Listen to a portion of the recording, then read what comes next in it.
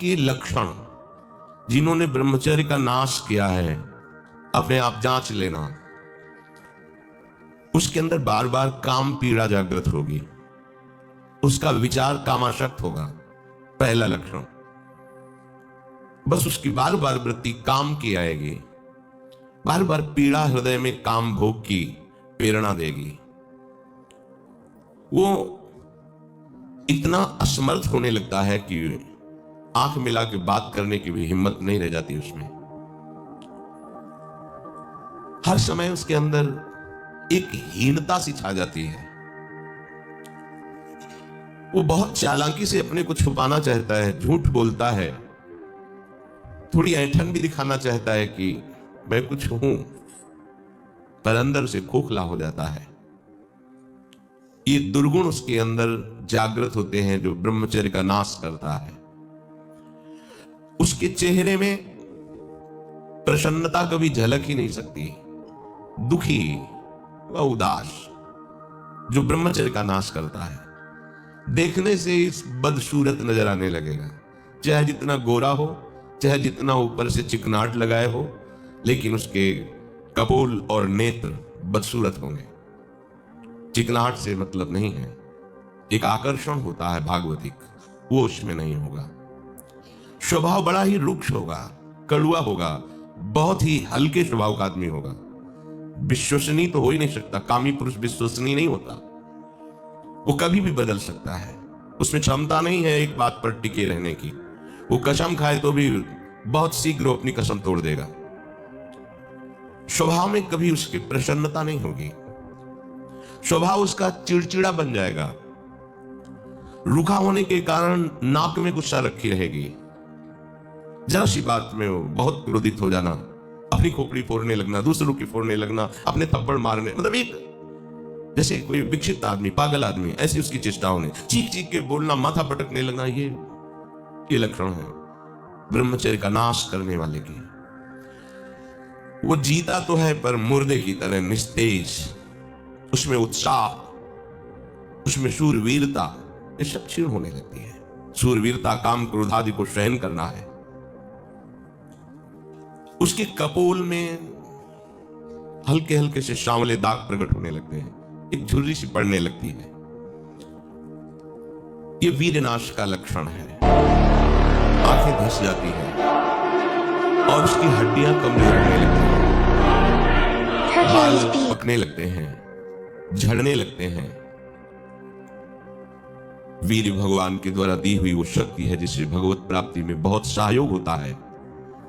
ये जानबूझकर ऐसी क्रिया करते हैं जिससे वीरपात हो। रोग न रहते हुए भी इनको बहुत सी पीड़ाएं स्वाभाविक प्रारंभ हो जाती हैं। जर्जर, दुर्बल, भागवती कामों में निरुत्साह, भजन करना, परिक्रमा करना, समय से उठना, समय, ये सब उत्साहहीन होते हैं। थोड़ा भी परिश्रम या मेहनत करने पर हांफने लगना, थक जाना, दैनिक दिनचर्या बिल्कुल ठीक ना होना, चित्त में बहुत सी कुचिंताएं बढ़ जाना, थोड़े से डर की बात आते ही हृदय में ऐसी धड़कन होने लगना, भयभीत होने जाना, थोड़ा सा दुख एक पहाड़ जैसा लगना, थोड़ा सा भय ऐसा लगना कि अब क्या क्या होगा, घबराहट पैदा हो जाना, बार बार भूख लगना, पर वो भूख पचाने वाली नहीं होती। वीरनाश करने वाले को बार बार खाने की इच्छा होती है क्योंकि उसका लीवर खराब हो रहा है। ये अच्छा लक्षण नहीं, बार बार भूख लगना। Hey there everyone, लीवर काम कर रहा है, welcome back to our channel. अंदर कब्ज बन रही है, Guided imagery lever down and हो रहा है, visualization, और using आपको guided बार-बार scripts भूख ले, or ये your झूठ own से बताया जा रहा है, imagination to ये create झूठी भूख safe है, mental. ये तुम्हारा रोगों का घर बनेगी। उसकी जठराग्नि मंद पड़ जाती है, भोजन ठीक से पचता नहीं, मलबद्धता हो जाती, कब्जियत हो जाती है, परिणाम में बवासीर आदि कई तरह के रोग प्रकट हो जाते हैं। या तो नींद नहीं आने लगेगी, या फिर ऐसी आएगी कि घंटों, मतलब 8-10 घंटे सोए फिर भी उठे, फिर भी आलस्य, प्रमाद, ये बना रहेगा। आंखों में हर समय भारीपन बना रहेगा, बिना किसी चेष्टा के रात्रि में स्वप्न दोष हो जाएगा, वीरपात हो जाएगा। ये उसके लक्षण है जो जानबूझकर ब्रह्मचर्य का नाश करता है। वीर का इतना पतला हो जाना कि लघुशंका के लिए जोर करने पर वीर निकल जाना बहुत बड़ी हानि है। नए नए बच्चों में जब उनसे प्रश्न करते हैं कि आपके दर्शन से ऐसा महसूस होता है आप कोई गलत चेष्टा करते हैं, तो वो कहते हैं अब नहीं करता, लेकिन पहले जब आपसे मिला नहीं था तब होती थी, लेकिन लक्षण तो अब भी प्रकट हो रहे हैं। तो स्वाभाविक वीरपात हो जाता है, स्वप्न दोष में भी और लघु शंका में भी। इसका कारण है आपने बहुत ही गलत आचरण किए हैं। ये जो हस्त मैथुन आदि क्रियाएं हैं, इनके द्वारा पूरा का पूरा आपका जीवन नष्ट हो जाता है। इसे खिलवाड़ मत समझो। चाहे गृहस्थी में भी जाना हो तो खिलवाड़ मत करो।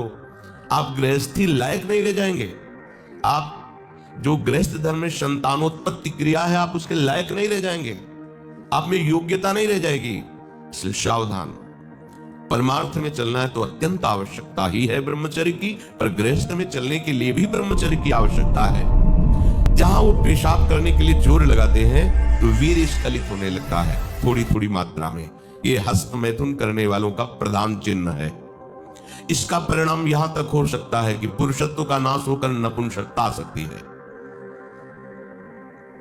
हाथ पैरों के जोड़ पर बिना किसी कारण के दर्द होना, कमर में, गांठ में, जहां संधियां हैं, अस्थियों का जोड़ है, वहां दर्द होने लगना। सर में जरा भी विचार करने पर दर्द पैदा हो जाना। किसी विषय पर विचार कर या मंत्र में ध्यान कर तो सर में दर्द होने लगना। हाथ पैरों में शिथिलता आने लगना। दिमाग में एक सनसनी पैदा हो जाना। कानों से शाय शाय शब्द सुनाई देने लगना। नाटक, उपन्यास और गंदी बातें, अश्लील चित्र देखने में बड़ी रुचि हो जाना। सावधान होकर श्रवण करें। भगवत मार्ग के उपासक हैं।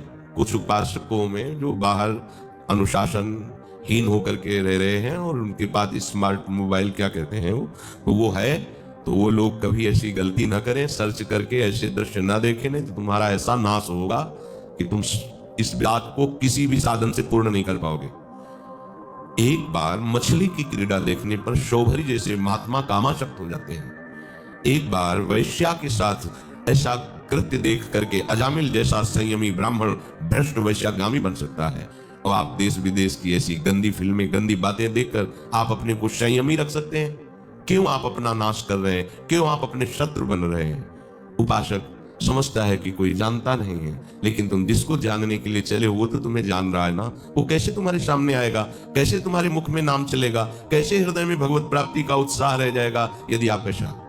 उपासक को नाटक, उपन्यास, सिनेमा, अश्लील चित्र, गंदी पिक्चरें बिल्कुल नहीं। क्यों अपना नाश कर रहे हो? पर उसको रुचि हो जाएगी। जो व्यभिचारी प्रवृत्ति से युक्त है उसको ये अच्छा लगेगा।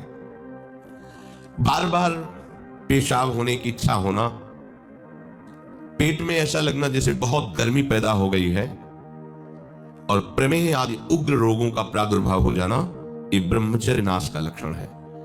तलवे हथेलियों पर पसीना आने लगना, हाथ पैर में जरा भी काम करने के लिए चलो तो कंपायमान होने लगना, थोड़ा भी ऋतु परिवर्तन बीमारी को पैदा कर देना, थोड़ा सा गर्मी, थोड़ा सा सर्दी, बीमार हो गया। उसे प्रकृति का प्रहार सहन न करने की सामर्थ्य आ जाती है। वो प्रकृति का प्रहार सहन नहीं कर सकता, ऐसी स्थिति हो जाती है। चेहरे पर मुहासे प्रकट हो जाना, कभी कभी अचानक खड़े होने पर आंखों के सामने अंधेरा छा जाना, अधिक वीरपात होने पर मूर्छा भी आ जाना, स्मरण शक्ति का ह्रास हो जाना। बहुत बार प्रयास करो फिर भी याद नहीं होगा। और ब्रह्मचर्य सही है तो एक बार बोल दीजिए, 100 वर्ष बाद सुन लेना, वो अपने आप स्थापित हो जाएगा। ज्यादा पढ़ना लिखना नहीं पड़ता। एक बार बोलिए, 100 वर्ष बाद पूछ लीजिए, 100 वर्ष बाद उसकी स्मृति वैसे ही बनी रहेगी यदि वो ब्रह्मचारी है। चित्त का अत्यंत चंचल हो जाना, चित्त में बिल्कुल बल न होना कि हम विषय से हटा के प्रभु में लगा सके, ऐसी सामर्थ्य नहीं। दुर्बल हो जाना, बार बार प्रतिज्ञा करना पर उसका निर्वाह न कर पाना।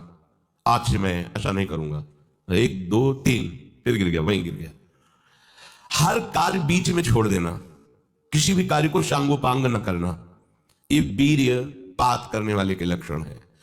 दिमाग में भयानक गर्मी रहना, नेत्रों में जलन उत्पन्न हो जाना, वह बिना किसी कारण के नेत्रों से पानी बहना, बहुत कम गलती में भारी गुस्सा आ जाना, बहुत कम लाभ में फूल जाना, अहंकार आ जाना।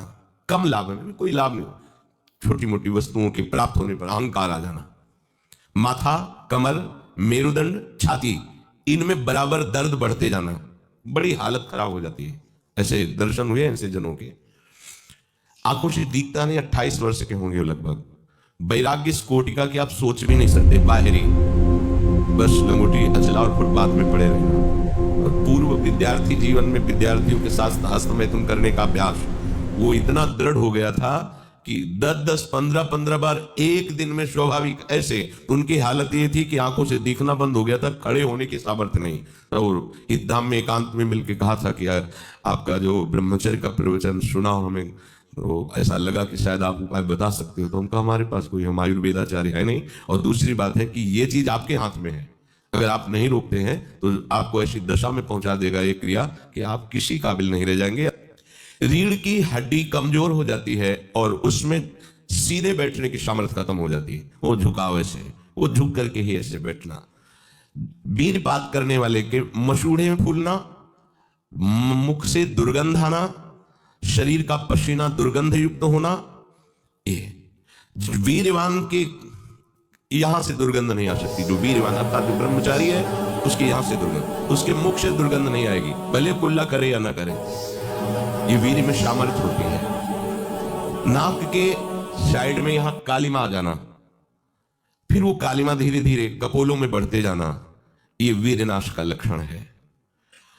वीर्य नाश से उदर लंबा होना, पेट बढ़ना शुरू हो जाता है, आंतें बढ़ना शुरू हो जाती है। उसकी वाणी में मृदुता नष्ट हो जाती है, कर्कशता, रुक्षता आ जाती है, उसका स्वभाव अप्रिय बन जाता है। छाती की हड्डियां दिखने लगती हैं।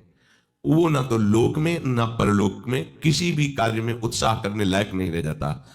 वो जरा सी भी बात में बहुत बड़ा अपने को अपमानित होना समझता है।